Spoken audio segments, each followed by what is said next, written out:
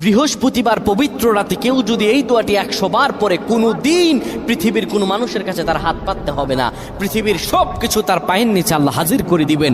দারিদ্রতা থেকে মুক্তি দান করবেন, বিপদ আপদ থেকে মুক্তি দান করবেন, তার সম্মানকে সুউচ্চতা দান করবেন, অসুস্থতা থেকে দূরে রাখবেন। আল্লাহর অশেষ দয়া ও রহম তাকে দান করে দিবেন। সুবহানাল্লাহ। বৃহস্পতিবার রাত এটি গুরুত্বপূর্ণ রাত। এই রাত সপ্তাহে একদিন আসে।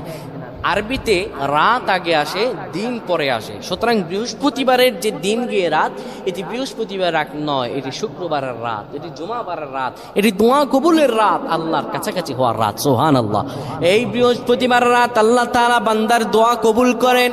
কেউ যদি বৃহস্পতিবার রাতে ঈশা নামাজের পরে পবিত্র হয়ে ইয়া হাইয়ু ইয়া হাইয়ু ইয়া হাইয়ু ইয়া রফিয়ু ইয়া রফিয়ু ইয়া রফিয়ু এই দোয়াগুলো পড়তে পারে 100 বার, আল্লাহ রাব্বুল আলামিন তার